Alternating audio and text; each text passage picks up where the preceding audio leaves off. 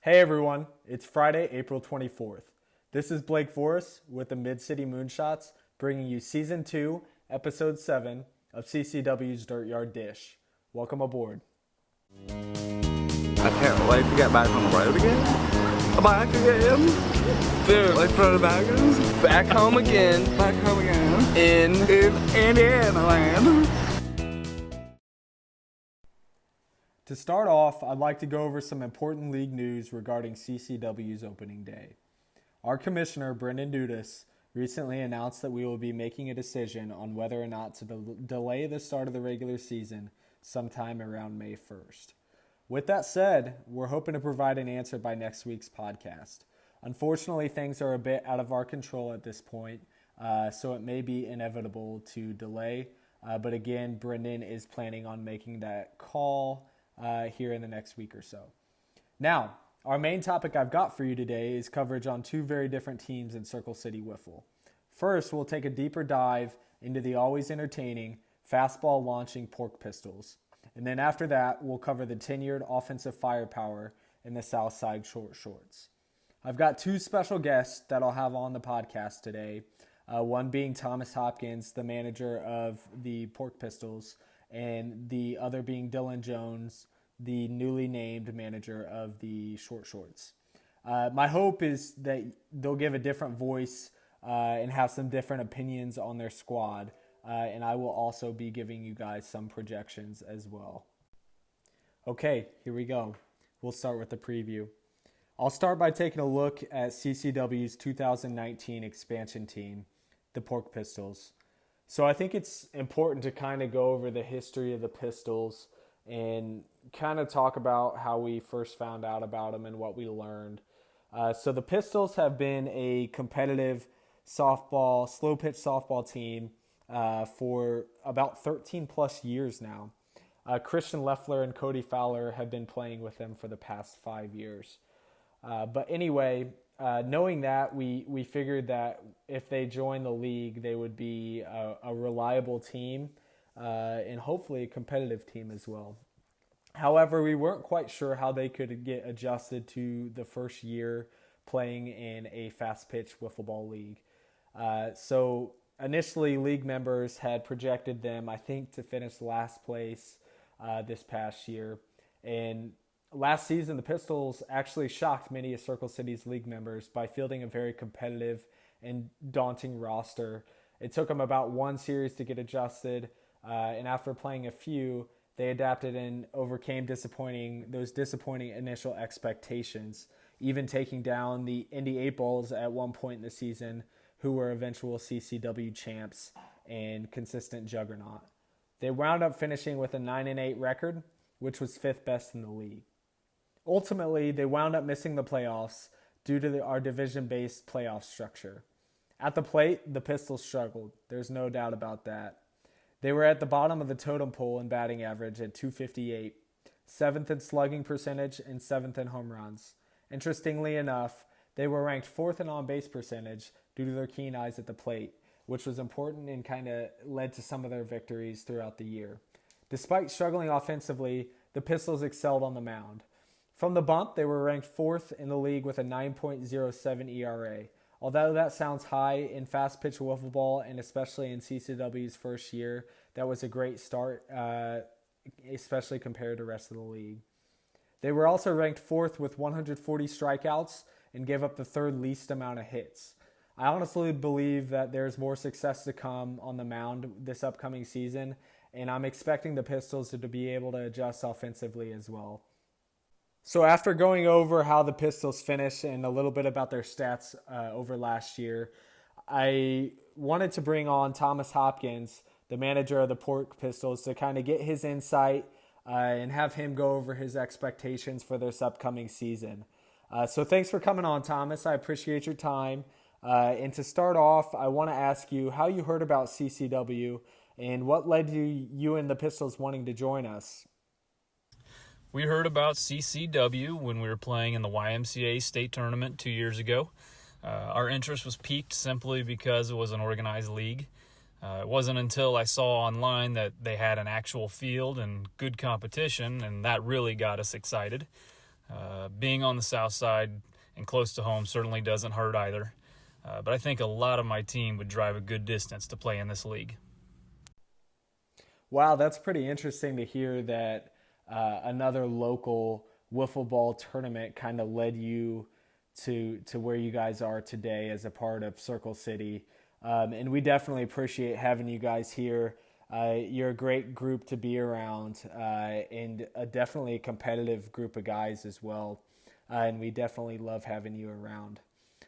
So again, for my second question, I'm interested in learning a little more about your lineup and what adjustments you're going to make as a manager. So pretend we're at our opening day tournament. What's the lineup card going to look like, and what's your rotation going to look like? Our lineup will more or less be what it was at the end of last season. I like stats, so I look at on-base percentage and slugging percentage. Nick Bundy and I led the team in those, so we'll be at the top. After that, it'll be Adam Ellis and then Christian Leffler.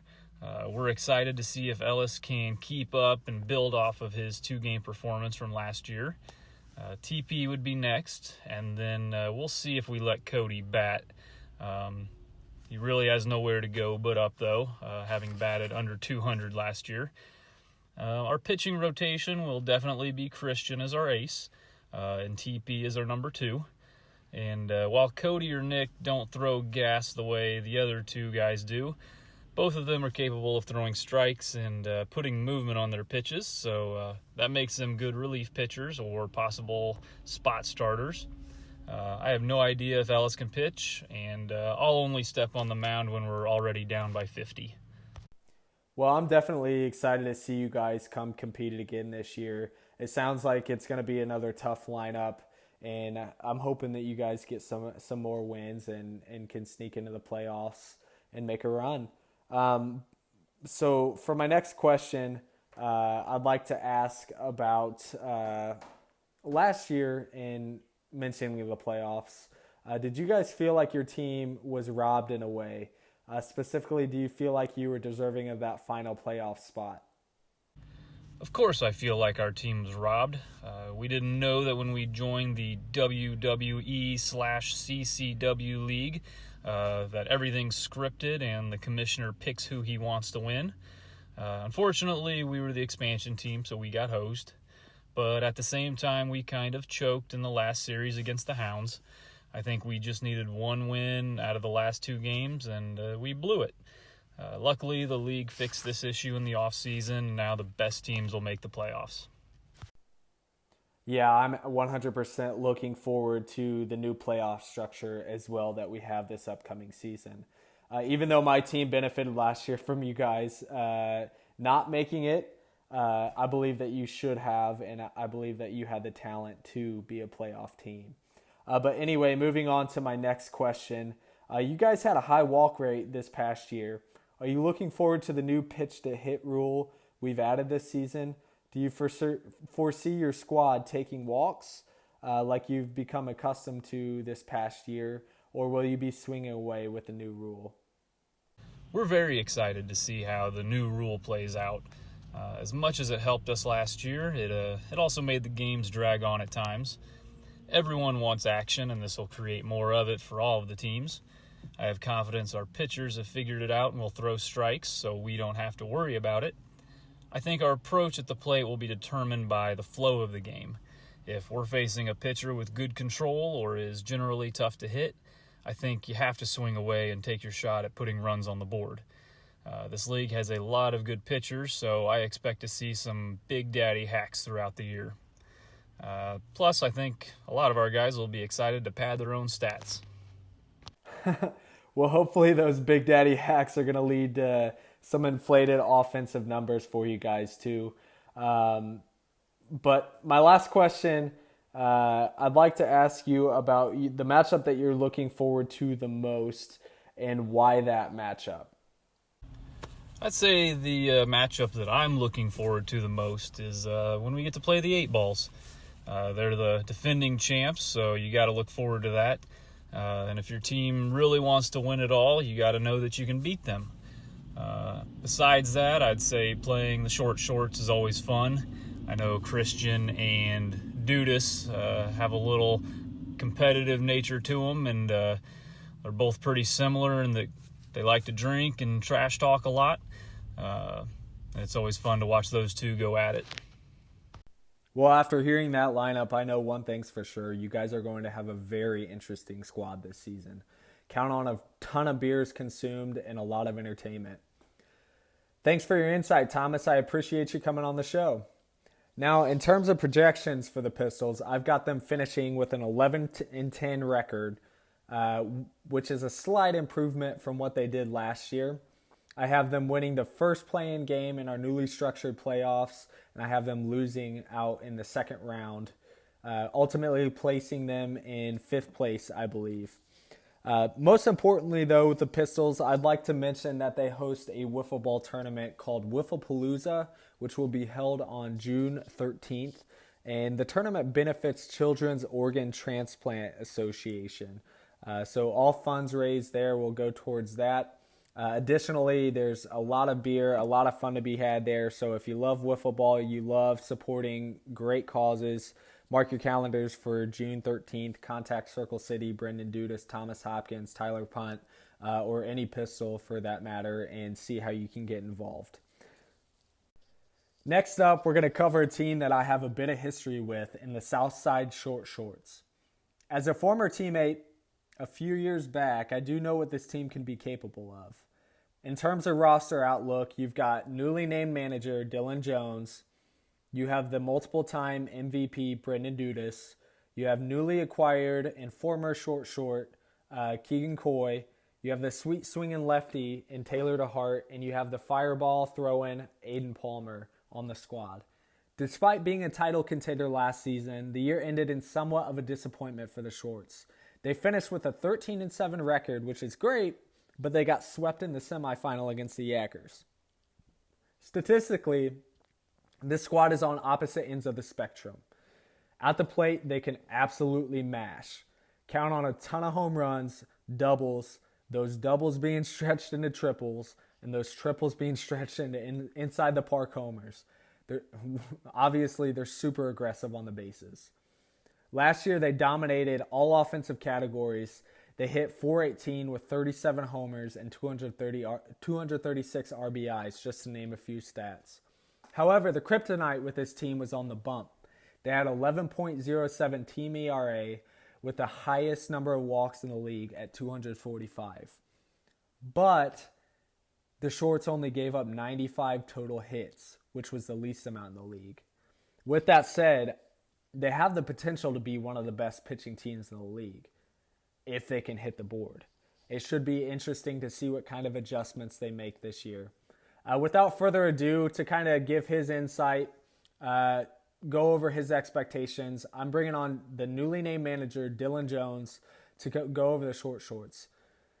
So, I'd like to start, Dylan. Can you explain why the Short Shorts organization decided to make a move at manager with you taking the role? What are some details you can give on that? Yeah, so me and Brennan got together last year after the end of the year and talked it out and decided it would be better maybe to switch it up as from the manager standpoint, so I decided to take over the Short Shorts. Just one, it'll take a few things off Brendan. Do have a pretty, obviously played college baseball, so we're hoping some of my long experience playing baseball will translate over to the wiffle ball field, so to produce some more wins.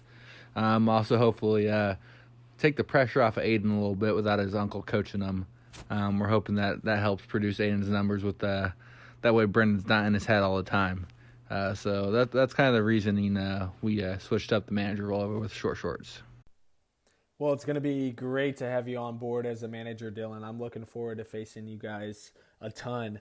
But for my second question, rumor has it that your team is working to improve your pitching after your disappointing numbers from last year.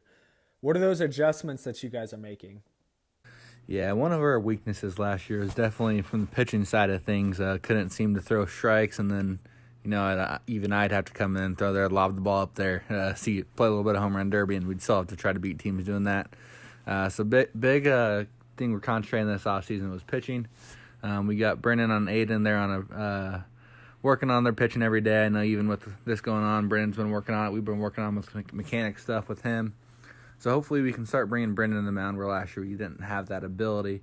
Aiden, we've just really been working with him to help find him the board with the strike zone. Then always, Taylor is going to be in the zone and get the job done for us. So we're not worried about him. Also currently doing a little recruiting out there, reaching out to some people. We're looking to maybe add an elite arm. So that'll be something we may be announcing here soon if we can figure out the right arm for us. Well, I can't imagine you guys improving on your pitching. And like I said earlier in the podcast, you guys have already the potential to be one of the best if you guys hit the board. And if you figure that out and you add another arm, you're definitely going to be scary with those offensive numbers. But we'll move on to question 3.